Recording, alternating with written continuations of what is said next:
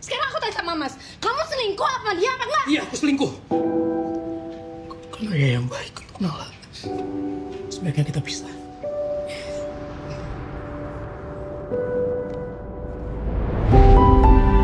Bagaimana kita keluar dari masalah itu bersama-sama sebagai keluarga. Yes, dan kali ini bekerja sama kembali dengan sutradara Mas Reka Wijaya. Nah, ada alasan khusus kah dari Sinemaku akhirnya bekerja sama kembali, berkolaborasi kembali dengan Mas Reka sebagai sutradara, Mas? Wah, karena dia masalahnya banyak, jadi kayaknya dia cocok untuk megang film ini dengan banyaknya masalah di dalam ceritanya. Jadi bisa relate ya? Iya, karena coba mungkin pemainnya bisa bersaksi ya berapa kali Pak Reka datang ke set terus kayak terima kasih ya, gitu. Bener nggak? Gitu, jadi emang Pak Reka menurut kami ya cocok karena topik ini pun juga topik yang berat, topik yang harus punya relatability juga untuk membahasnya. Ya Pak Reka sudah Pak Reka ini bukan Gen Z kebetulan, Gen Zebot ya Pak. jadi ya dia lebih cocok lah untuk membahas topik mengenai keluarga, mengenai rumah tangga gitu. Yes. Gak enak ditinggalin tanpa dikasih kesempatan untuk pamitan.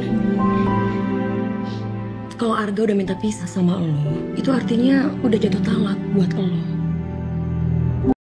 Yuk gitu loh. Tapi pas lagi maininnya tuh kayak aduh gimana ya. Ada satu momen yang bener-bener Nirina memerankan satu karakter itu merasakan menjadi Hanggini. Begitu kan gak bisa berhenti nangis. Gak bisa. Yang menjadi saksi adalah Pak Reka dan juga Brian jadi korban yang saya pelukin. Karena wah gak bisa. Nah udah kan I know sebentar ya gitu. Semoga pokoknya rasa itu bisa nyampe nanti ke para penonton karena sekali lagi salut saya, respect saya semua kepada caregiver. Yes, terima kasih Nirina Zubir. Belum puas ngerusak rumah tangga orang, hah? Ngapain bawain dia ke sini? Dari gejala dan hasil tes semuanya mengarah pada Kita kalau wanita di rumah tangga gitu kan berusaha untuk menjadi tiang rumah tangga, pemersatu keluarga gitu. Jadi kayak everything is fine, gak apa-apa. Suami bekerja di luar gak apa-apa. Yang penting semua yang di rumah saya yang handle gitu loh. Bahkan sometimes saking kita nggak handle sesemuanya yang di rumah, kita malah kadang-kadang suka lupa sama diri kita sendiri.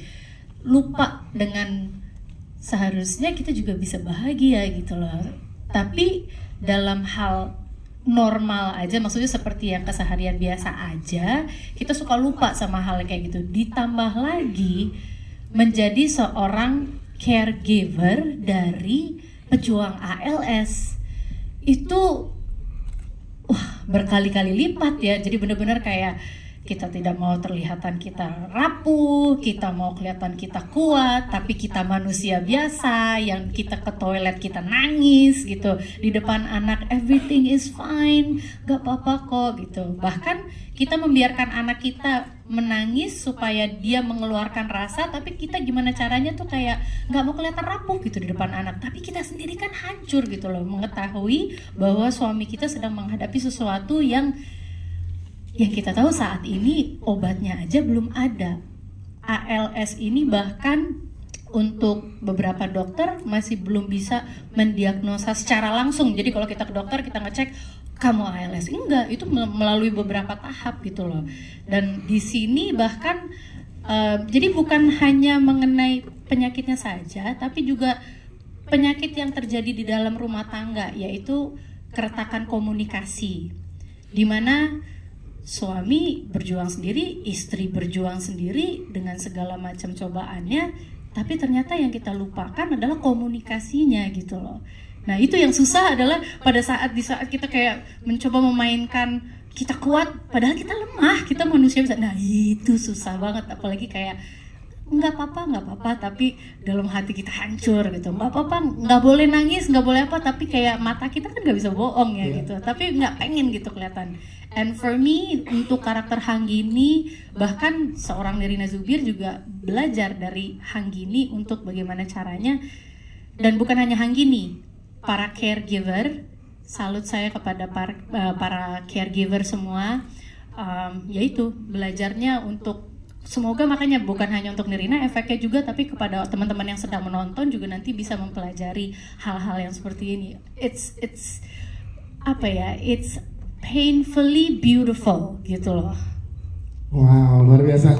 ALS.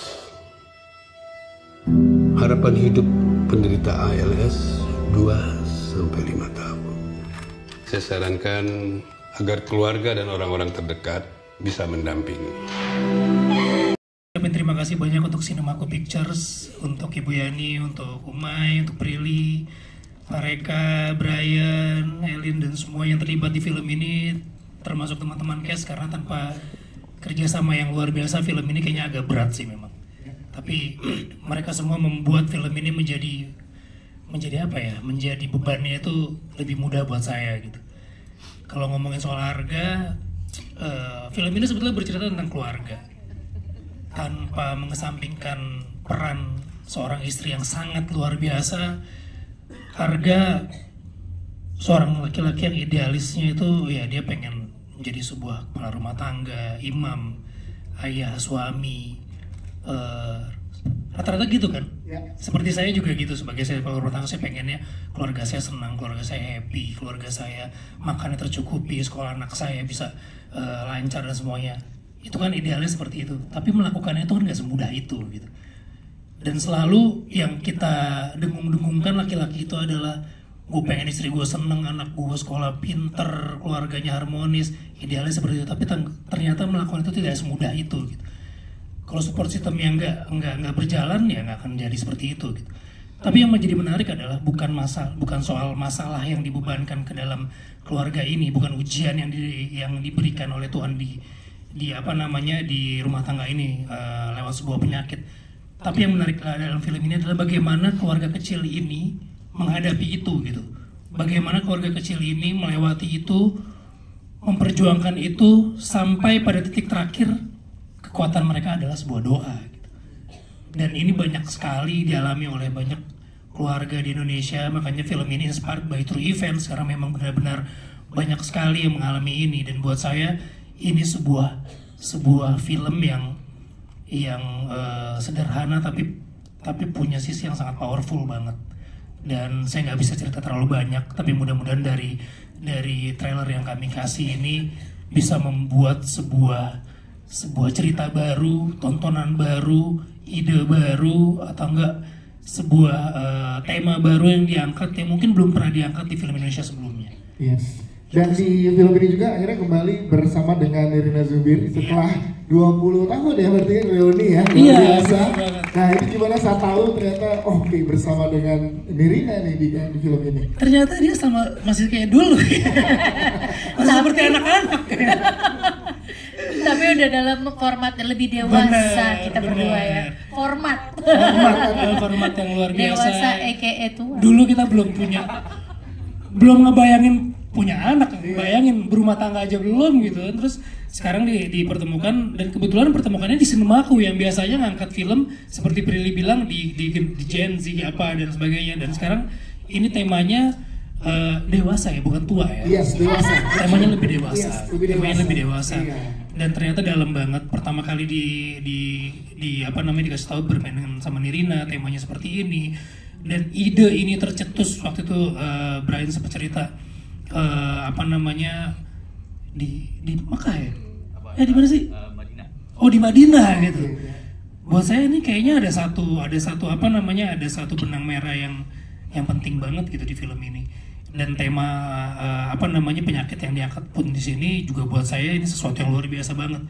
Ketika saya mendengar kata-kata ALS gitu, ya biasa aja. Tapi begitu saya masuk ke dalam dunianya itu, begitu saya riset, begitu saya menghadiri seminar, begitu bertemu dengan pejuang-pejuang ALS, semuanya berubah. Dan itu yang buat film ini menjadi menjadi kekuatan yang lain yang mau ditawarkan oleh film ini. Pino G. Bastian, terima kasih Mas Pino. Mas benar-benar udah gak ada hati buat kita ya Mas. Mas sudah benar-benar gak mau ada aku dan Nala di kehidupan Mas ya.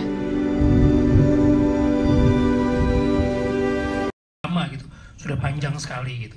Mereka melakukan riset yang sangat detail kepada pejuang-pejuang ALS, caregiver, dokter, psikolog yang menangani para pejuang ALS. Dan ketika saya masuk sini, saya sangat terbantu sekali soal itu. Dan saya beberapa kali menghadiri bertemu dengan pejuang ALS, konsultasi dengan dokter, menghadiri seminar-seminar gitu. Tapi buat saya pribadi sebenarnya film ini tidak semata-mata menceritakan tentang ALS, tapi ini tentang sebuah keluarga di mana mendapatkan ujian, salah satu keluarganya itu menjadi pejuang ALS. Tapi dari situ kita jadi terbuka mata kita gitu bahwa seperti yang tadi Gay bilang, di balik kesulitan pasti akan ada kemudahan dan Allah pasti akan menolong itu. Dan buat saya terima kasih banyak buat teman-teman Sinemaku karena memfasilitasi, nggak banyak production house atau PH yang memberikan fasilitas atau memberikan kemudahan aktor-aktornya itu untuk melakukan riset gitu. Biasanya dapat skrip karakternya seperti ini, udah riset sendiri gitu. Kalau di sini saya sangat terbantu sekali gitu. Apa yang saya butuhkan, jadi bukan cuman riset by googling aja gitu, tapi semuanya kita datangi. Bahkan 2 hari yang lalu saya pun masih bertemu dengan pejuang ALS untuk berkonsultasi karena mereka sudah nonton filmnya. Kita menanyakan kembali apa yang mereka dapat dari filmnya, dan alhamdulillah responnya sangat baik sekali. Itu yang bikin kami lega semuanya.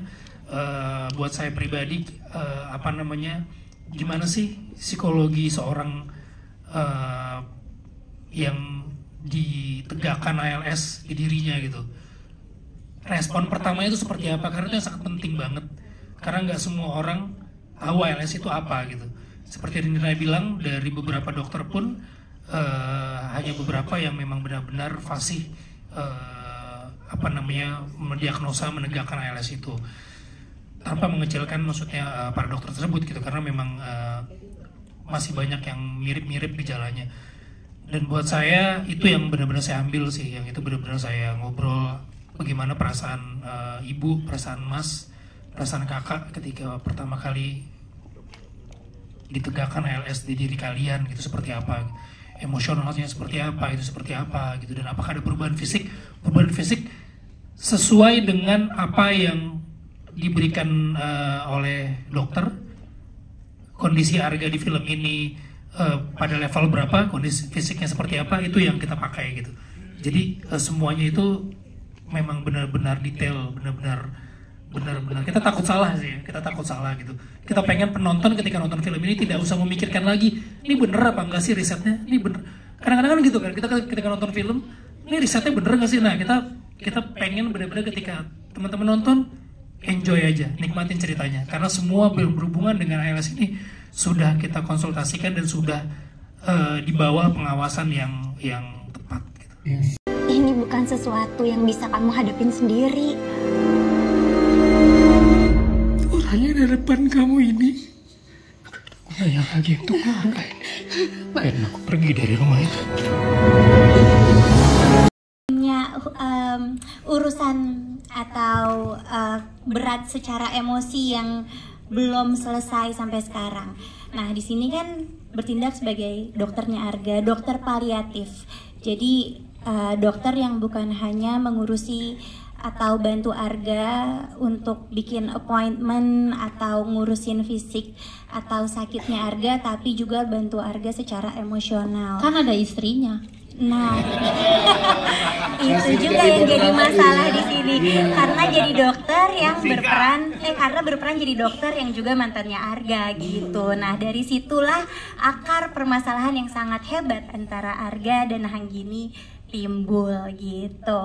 Nah, gimana pada saat meriset untuk jadi dokter di sini? Kita tuh aku, Kak Vino sama Prilly sama Pak Reka juga ya, kita pernah datang ke komunitas penyintas ALS gitu. Jadi di sana ngelihat bagaimana penyintas itu struggle dan bagaimana para caregivernya juga kesulitan pastinya ya gitu. Nah di situ aku juga ngobrol sama dokter yang bertindak sebagai dokter paliatif, jadi banyak ngobrol lah di situ dan ada riset juga yang lain. Gitu. Terima kasih tepuk tangan untuk Naisha Mirna.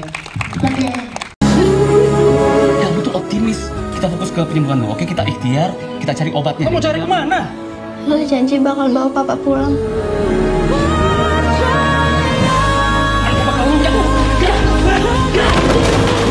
Pictures.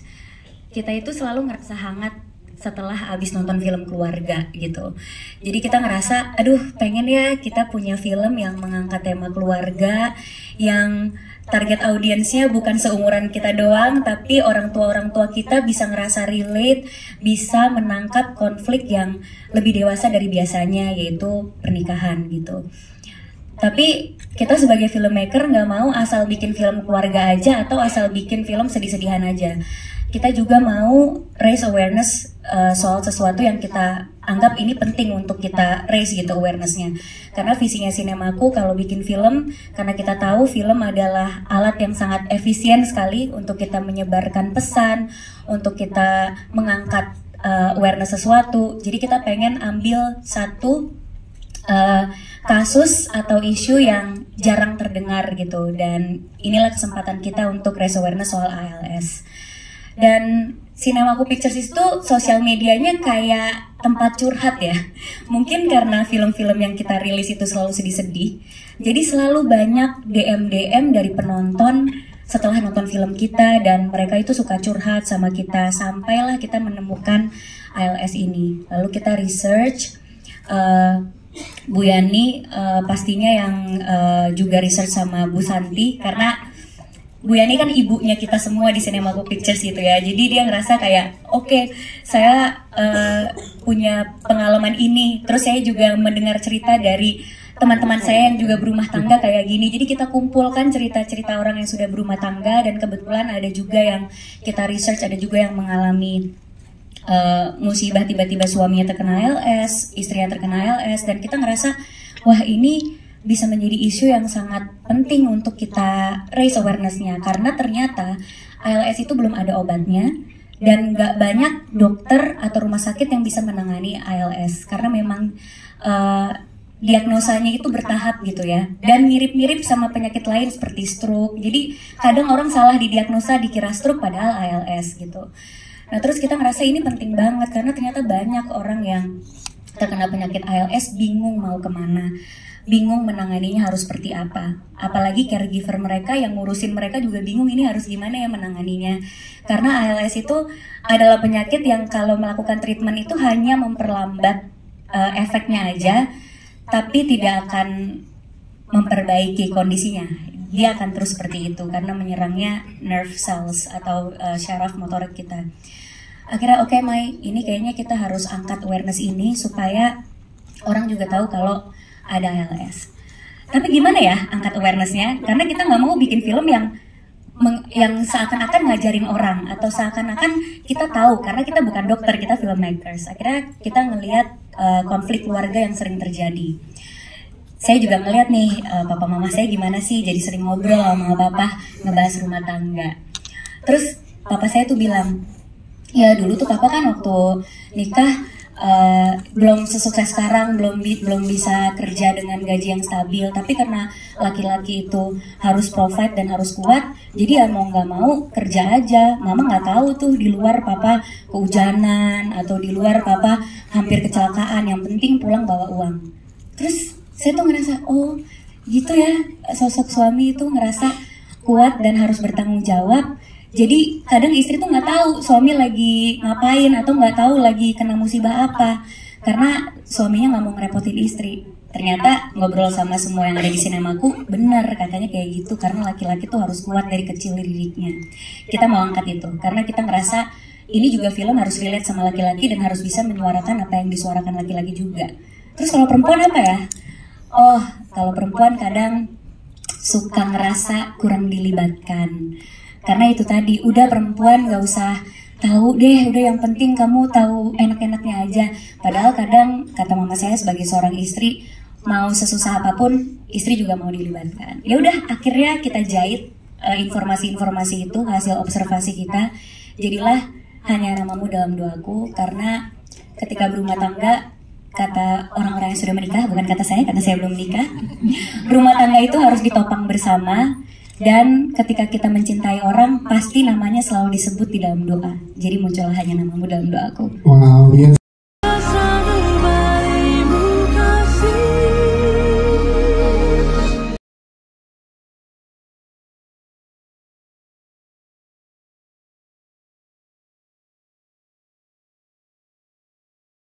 Sama Uma ini belum menikah.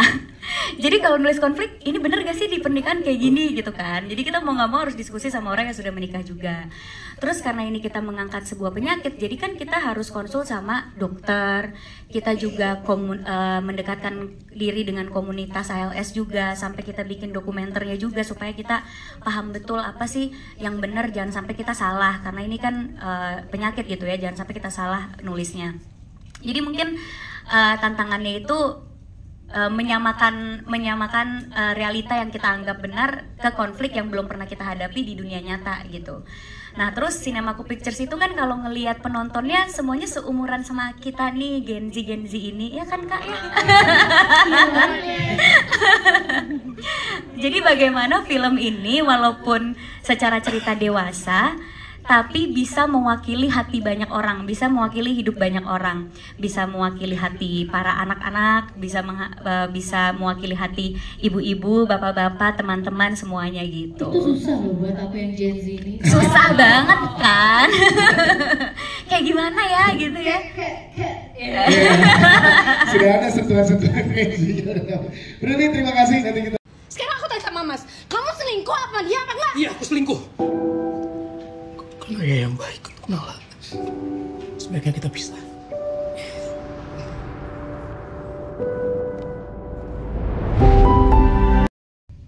Panjang sih prosesnya waktu lagi itu sama teman-teman aktor ini. Sebelum syuting kita ngobrol di luar naskah tentang ya banyak lah gitu. Kayak tentang kehidupan, tentang gimana suami istri gitu. Ya yang paling emosional adalah gimana ngebentuk rasa sakitnya gitu. Karena rasa sakit tuh nggak bisa divisualisasiin sebenarnya. Rasa bau, rasa sakit tuh nggak pernah bisa divisualisasiin kecuali dipancing gitu, dirasain. Nah untuk masuk ke situ tuh emang susah menerjemahkannya gitu. Nah, buat saya ketemu pemain-pemain ini juara lah gitu. Yes, terima kasih. Gak enak ditinggalin tanpa dikasih kesempatan untuk pamitan. Kalau Arga udah minta pisah sama lo, itu artinya udah jatuh talak buat lo. Kalau saya tuh kalau bikin sesuatu berusaha masuk dulu ke dalamnya supaya kita bisa sebagai pembuat paling enggak sebelum memberikan order, sebelum memberikan apapun itu bahan diskusi atau apapun, biar saya ngerti dulu gitu kita mau bikin apa gitu, karena pendekatan itu perlu buat saya pribadi gitu. Terus waktu lagi bikin ide tentang ini, Prilly, Umay, Bu Yani dan Brian ngajak ngomong, terus kayaknya saya nggak mampu deh bikin ini gitu karena pernah ngerasain gitu dan nggak enak.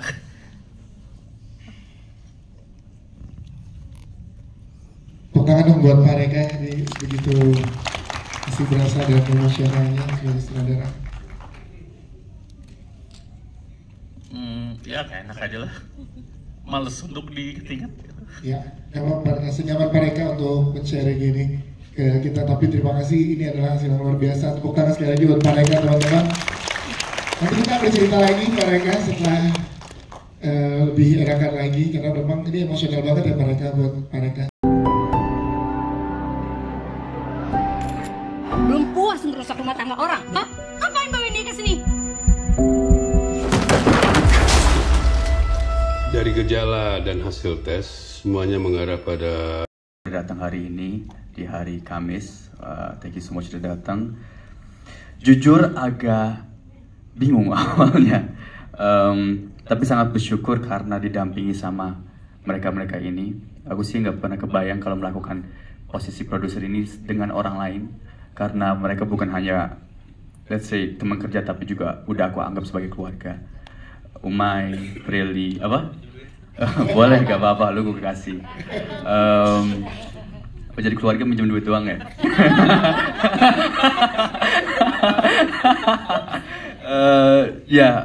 Sempat disinggung tadi sama si Prilly, emang sebagai produser kreatif di sini, emang ternyata risetnya banyak banget. Dan biasanya aku riset sebagai pemain, tapi ini juga kita proses hampir setahunan lebih ya, setahun setengah untuk riset ini aja. Risetnya bukan hanya ALS aja, tapi juga ada aspek agamanya juga, sempat ada pembahasan tentang talak. Jadi hampir semua yang disebutkan atau dilakukan setiap karakter di sini, kita harus benar-benar riset secara detail karena tidak pengen kasih informasi yang salah atau menyinggung salah satu pihak. Jadi emang bersyukur banget sama tim kreatif di sini. Ada Pak Reka juga, ada Mbak Elin, mana Mbak Elin? Ada Mbak Santi juga. Semua itu sangat into the story, dan emang bener, emang film ini cuma bisa Pak Reka sih menurut aku yang direct. Karena inget nggak Pak Reka pas sempat ditelepon, terus Pak Reka sempat ada pengalaman lumayan mirip sama ini, mungkin Pak Reka bisa cerita kalau mau.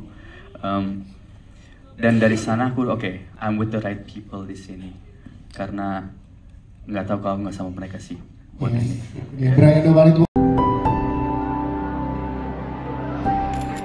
Belum puas merusak rumah tangga orang, hah? Ngapain bawa dia ke sini? Dari gejala dan hasil tes, semuanya mengarah pada